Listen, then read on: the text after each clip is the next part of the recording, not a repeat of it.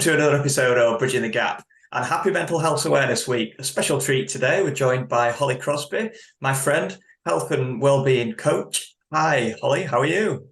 Hi Jason, I'm good, thanks. How are you? Fantastic. The sun is shining and it's Monday and I'm happy to be here with you. Oh, good to talk to you. And the sun always does help, let's be fair. Helps a lot of us. I lazily wondered yesterday how people are going to cope with two northern accents. People living in London are going to cope with two northern accents on this show. Well, we'll try and speak a bit slower, but I'm sure they'll get on board. Okay, always start with tell us a bit about yourself. How did you get in the position you're in as health and wellbeing coach? I started as a counsellor actually. So, oh gosh, many moons ago. Finished my A levels and wanted to get into counselling, so that's what I trained to do. So after my qualifications, found a job quite quickly in that, to be fair. So for about 12 odd years, I've worked as a counsellor in a few different organisations, but a lot of that has been in addictions. So working with people with alcohol problems and drug problems, and also in mental health as well. So, and all of that, as even though we've had a specific focus, like maybe an addiction, it's always been around helping people to look after their own health and their own physical health, their own mental health and well-being, and just make better choices for them. So that's what I've done in a counselling role for a long time. And then I also kind of developed that as well and started working as a trainer. So training other organisations in kind of brief interventions, because what we realised is that for somebody to be in a service and to get support around any addiction they'd got or any mental health problem, they had to know they had this problem and want some help. And that's not true of everybody that kind of needs that support. So also then kind of trained in how we could train other frontline services in spotting this in people and what they could do at a different level. So that kind of developed my working training in that. And then about the last 5 or 6 years, I just kind of wanted to change. So set up my own business and trained as a coach, so a health and wellbeing coach more. And so now do that. So work with companies to support their staff around workplace wellbeing programs. And I also deliver training with another organisation. And we deliver qualifications for staff in the NHS about how people can manage their own health and their own well-being as well. So yeah, that's probably sums up about the last 18 years of work for me. So it's always been around helping an individual to look after their mental health and physical health that's best for them. So summing up 18 years in about 120 seconds. Fantastic. It's not bad, is it? It's not bad. I'm sure there'll be some exciting bits in there that I've missed out, but that's it in a nutshell, to be fair. Take us back to little Holly then. Did you always see yourself working in the capacity that you're working in at the minute? As a school kid, Um, that is. Probably, I feel like I kind of picked up friends that maybe needed a bit of help, and some people would come to me for help or to talk to me. Um, Even when I was quite young, to be fair, and I would I think looking back now, I always used to, I'd often sit in a class and look at people and think, if you'd heard about, people in your tutor or in your class that maybe had a bit of a difficult time or something was going on for them. And I just used to sit there and think, gosh, what's life like for you? And kind of wondered how I could maybe help them. And sometimes I'd get people coming to me, to tell me problems and I'd help them with something or, maybe advise them to go and see like pastoral support in school. And so, yeah, I think even at school, I'd noticed people that were struggling, that were maybe going through difficulties at home. And then the other way, some people would come up to me and say, oh, this is going on. And I'd kind of support them. So I didn't actually know what counselling was when I was at school. It wasn't the thing that it is now, and schools certainly didn't have counsellors back in those days. But I definitely used to help people with stuff that was going on that was bigger than, just daily life, I think. No, we've known each other for I want to say about 6 years now, maybe. Yeah, And you'll probably. remember we talk about it occasionally where you and I met at a corporate networking event, and Yeah. it was around the time that I just signed up for this course. And of course, when you sign up for something and it's exciting and you're going to do it, and then, or because it was before the time of, not before the time of internet, making myself sound really old, but it was when you got physical books delivered. And I remember a massive parcel came one day, I opened the door, and it was about 8 books, massive thick books, and I just totally freaked out. Just basically put them on the kitchen table, left to go to this networking event with you, found out you were a life coach and a counselor at that time, and just unloaded all my problems on you. So, Yeah. But and there started a lovely friendship. it did, indeed, yeah. But and I was reminded of it last night when I was looking at your website, and the quote leapt out at me: "Run the day, or the day runs you." And you probably don't remember, one of the pieces of the advice that you gave me on that meeting was just sit down, take a breath, and structure, put some planning together, and give a little bit of structure to what you're going to do. It's like really taking one step at a time, and you're just totally overwhelmed at the minute. And I was thinking how that kind of relates to students getting their first job, or coping with exams. And I suppose that advice kind of rings true to them as well, doesn't it? Yeah, and thinking about them today, GCSEs start this week, for kids all up and down the country, and it's exam period, isn't it? So yeah, it's the same. A lot of it is stepping back, giving yourself just that 5 minutes or 10 minutes or whatever it is, and just thinking, right, how do I prepare for this? Because often it isn't the thing that we're doing, and that conversation we had for you, it probably wasn't the actual qualification, it was the thinking, how do I fit this in? How do I go about it? And it was that kind of just taking a step back and planning, because when we get in that, it's all consuming, isn't it? And you get lost in it. And then the anxiety kicks in, and you're in a fearful future that actually you're not going to be able to do this thing, and it's going to be too much. And what have I signed up for? Or all these thoughts creep in. And that's then what kind of probably stumps you, and you freeze in it then. So sometimes that is it. Not everything that happens to us in life you can take stock like that. But there's lots of things that we get lost in that actually, by stepping back, planning, thinking it through, reminding yourself why you want to do it. And if you don't want to do it, well, then don't bother. But if you do, just that planning element, and actually, right, how does this going to work in principle? Because we often get lost in the it's not going to work because we've just not thought it through sometimes. Yeah, no, absolutely. I always think of an analogy that someone told me years ago. It could have been you actually, told me years ago, about mental health being almost like a cup that's filling up gradually, and it's got lots of different components. And when it gets to the top, it overflows, and your brain or your body tells you to kind of slow down, or turn the heat down a little bit. And that's always kind of run true with me. And I was thinking earlier about students that are graduating and getting that first job. It's a stressful time, and that very often could be the thing that makes the overwhelm, makes the cup kind of overflow. What can, and it's a different age now post COVID, isn't it? What can students who are starting the first job this year expect from, because you go into lots of different companies and deliver talks and deliver coaching and help people, what can they expect from today's employer in terms of help available? Well, it's a difficult one because that's they're all on a spectrum really, and there's some employers that have absolutely doing so many good things, and there's some that aren't. So I mean, it really comes down to your employer and kind of how they're set up for this. But you're right, there's lots more people that are starting their jobs now, and it's far more digital. But probably they're used to that because they probably at university that's been much more digitized in the last few years, and they've kind of grown up with it as well, hasn't it? So we've had to learn it, but actually they've kind of grown up with that. So that's probably a benefit to them to start with. But lots more companies now. I mean, some, prior to COVID, but lots more on the back of COVID, are understanding that actually it's about the whole person and not just the person at work.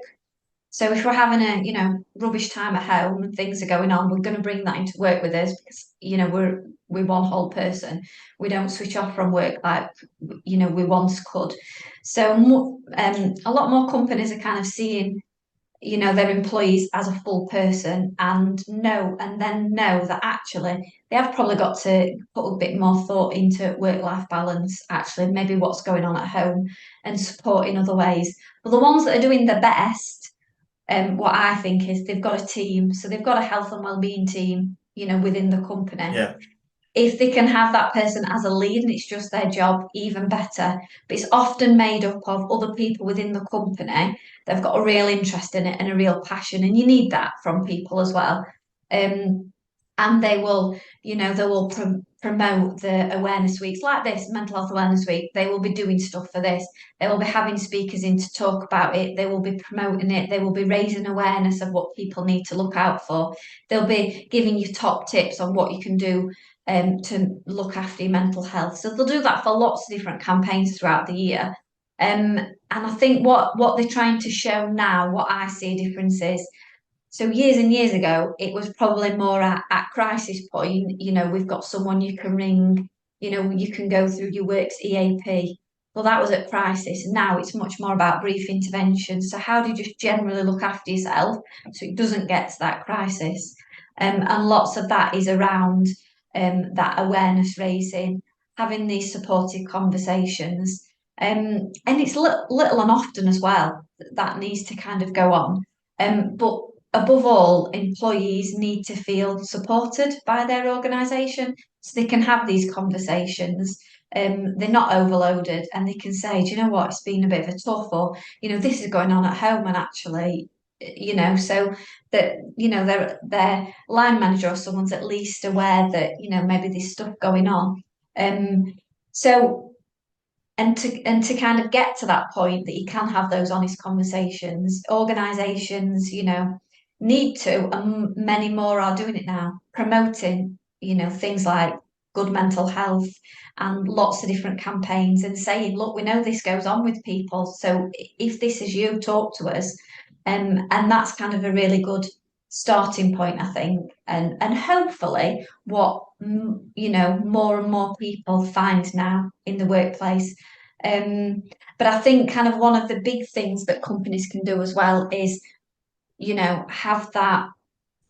I think where that some of that falls down is when it's all in-house completely. Because when I talk to people, often they're talking to me because they don't want to talk to their line manager. They don't want to Yeah. talk to someone in HR because they're the colleagues and you can understand Yeah. it. Some people are fine with that. So I think sometimes as well, it's about organisations looking for somebody outside of the company to do some of that work, because actually you don't always want to talk to maybe that person that you sat next to most of the week. Yeah. So I think the best companies are doing all that, and they're also kind of having outside agencies for lots of different things to come in, so that employees can really feel safe in having these conversations. Because if we don't feel safe and supported in having them, then we don't have them at all. Yeah. As important as things like mental health first aiders within the team are, I totally take your point. A lot of companies are turning to people like you to come in because you're an outsider, you don't know the people. They feel that they can unload on you in a way that they can't unload with Sue from accounts, for instance. Yeah, So exactly. I take it, it's so important. I mean, as a company, where we always look to what we can do, and I think sometimes it's the little things, looking to support people into the not just the first job, but into any kind of new job, and it's a stressful time for them. And the other day we were chatting about it, and as a result, we basically pay for a 3-month subscription to the meditation app Headspace for Mm, anyone that we place in a new role, which has gone down really well.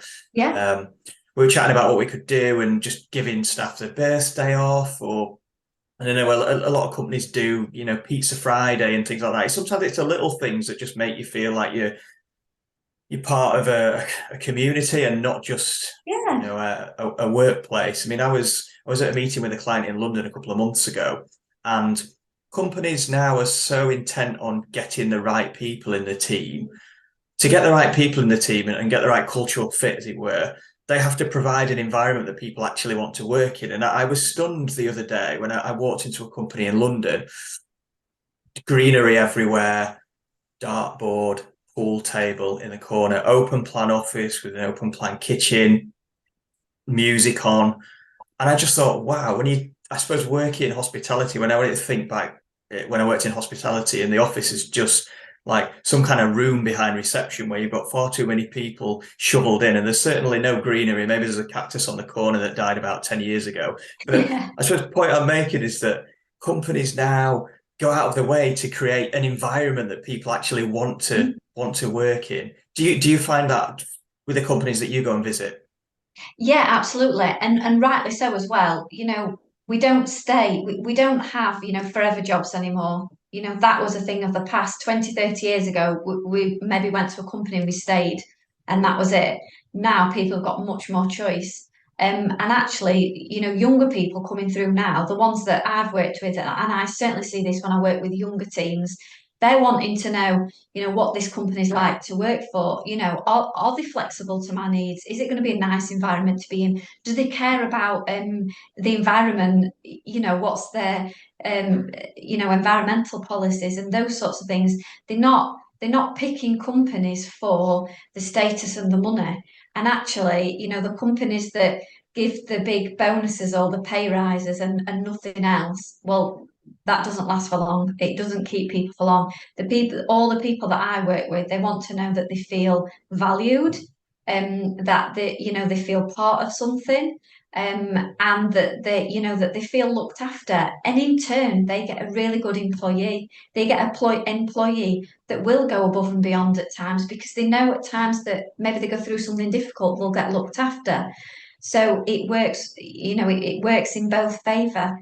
And I think that's what more and more companies are about now. And I think rightly so, they should be. We spend a lot of our a lot of our week at work, and not with our families. So actually, we want that to be a really good place. We want to feel part of something, and Yeah, we want to feel valued and supported. Because actually, if we're taking time out of our family life and our home life to put into something, we want to feel it's worthwhile. And I think yeah, companies, especially in the last maybe 5 years, are really waking up to that and doing more. And yeah. I think they should be. Yeah, you see a lot more companies give volunteer days to the staff, don't you? Yeah. They can go and volunteer for 5 days a year or something like that. It's really changed so much in the last, say, I don't know, 5 or 6 years for the better. One thing that this generation of students having to contend with that previous didn't, and you and I didn't, is the possibility of having the first day in a new job working from home remotely. Mhm. How can these students manage this in terms of their mental health? Yeah, it's a different one, isn't it now? And in some ways, Yeah, it feels like a different world that that's kind of going on for people. But I think the big things, because I worked with quite a few companies in the, as we went through the first lockdown, and actually they'd maybe been used to being in an office 5 days a week, and now they were at home 5 days a week. So I guess it was similar for them. The first thing we worked with people on is those work and time boundaries. Okay, some people I worked with, they were logged online before 8 and they probably didn't even switch the computer off till they went to bed. yeah, Because they felt that they were at home, so it was much easier and you could catch up. And you know what? If you've got a lot going on, if you've got a big project, something's coming up this week, I get it, and that works for you, doesn't it? But that's not something that's sustainable long term. So I think what you call working hours, do them. Yeah. And yeah, don't do over that. And remember things like, if you were in an office, you'd go and make a cup of coffee. You might have a chat to, I don't know, someone in accounts. You might nip out to, have a talk to someone else. You might go and fetch something from a different floor. All these things add up. And that's the equivalent to I've just pegged my washing out. I have gone and made a cup of coffee or a second one. I've answered the door because next door but one, I've had an Amazon delivery and they're not in. So it's yeah, remembering that that happened in the office, but because you were present, you know, that was seen as okay. So for anyone working from home or it's the first time working from home, you're not expected to be stuck in front of a computer for your 8 hours that day. Yeah, these yeah, little 5 and 10 minutes here is absolutely fine and go on in the workplace so they can go on at home. So I think that's something as well. I mean, what you do for what an individual does for their breaks and how they relax, I'd say roll with it. For me, because I do a lot of my work still from home, I deliver training. It's 8-hour days on Zoom, full day training. I have to go out in the morning for a walk and get some fresh air. And on my Yeah, lunch break, I've probably got 40 minutes, at least 15 minutes of that. I go out and walk and I prep my food the night before so that I've got something quick and easy to eat, but I can get some fresh air in because that's really important for me. So I'd encourage people to get up and move. And if you can make that some fresh air as well, even better, because you just kind of need to, I think people need to break it up. And if you can be in a separate space at home, then that's good as well. Not everybody can, I appreciate that. So if you are working in your living room, working in your bedroom, at least at the end of the day, pack stuff away. It might take another 5 minutes and then 5 minutes the next day, but it just kind of signals work is over and it stops the temptation of it's 8 o'clock at night and I've seen an email ping, I'm just going to respond because those just build and build and build. And then we yeah, never feel like we're having a mental break from work, which people need. So I'd be really strict with your boundaries, get in those breaks, fresh air if you can, and either, shut your door to the office and that's it, or pack everything away at night again, just to signal kind of end of the day. And I think that one of the other things as well is, particularly for somebody new in a team, just remember that it'll take a while to build that trust and to get those friendships and connections. It's much easier in person. So don't kind of think that that'll come straight away. And remember that part of that is you've not always got to be contactable. Every time, you get an email, a message, or somebody wants you, you've not got to be sat there waiting for that and responding. It will take time to build that trust, I imagine. But don't think that's the way to get it. I worked with a lot of people that felt that they had to be, as soon as the boss rang, somebody emailed, they had to be able to respond straight away. And again, in reality, if we'd have been in the workplace, that wouldn't have happened. But because they were yeah, at home, they felt that they had to be present. But actually, that's not the way to go about it. So for anyone new into a business, I can imagine thinking, I've got to respond to everything straight away. So yeah, that they know I'm trustworthy, so they know I'm doing my job. But that won't, that's not the case in reality. So just kind of remember that it'll take time to build up. But give yourself a break in that as well, because it's a hard thing. It's a hard thing to start a new job working from home by yourself. no, absolutely. And I remember being concerned when I went from a hybrid working model to working 100%, we're all remote workers now. Mm. So, and I was really concerned about that. And one thing I did in the early stages was I'd go for a walk to Costa Coffee down the road. And on a Friday morning, I'd work from there for, say, 3 hours or something, just for a change of scenery, a change of Yeah. location.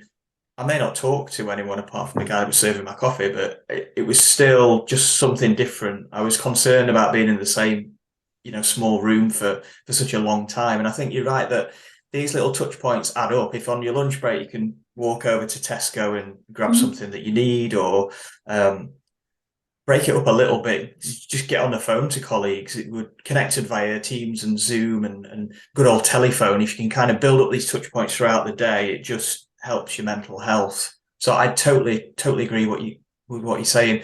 What would you say? What would you say to 21-year-old Holly that was graduating from university, getting a first job? What would be your top tip to that small Holly? Oh gosh, that's asking me to roll back the years a lot, Jason. Oh, what would it be? I think a couple of things really. I'd say to live in the present more.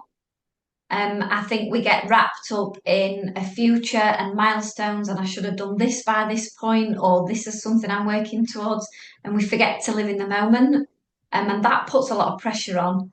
And often, I mean, sometimes that's outside sources, sometimes it's ourselves. So I'd say to forget them a little bit and live in the present. And I think, you can only control so much in life. There's some things that's not within our sphere of control. There's some things that are. So concentrate on the ones that are. And that kind of shifts the narrative a little bit, and it's a different world to live in then, which I think is helpful. And I think just remembering that, you're responsible for your own happiness, not anyone Yeah. else's. So do the work for you and do what works for you and look after, your health, your happiness, because actually we can only really do it for ourselves. It shouldn't come from outside sources. So I think they're probably the things that I would have liked to have known years and years ago and what I try to live by now. So yeah, I'd probably say those three for me. Sage advice to the young Holly.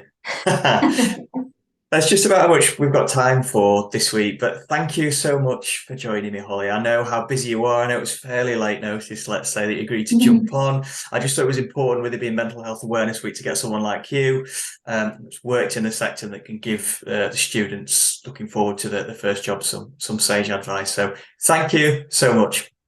Thanks, Jason. Okay, that's all we've got time for this week. So like and share because it helps the channel, and we'll see you next week.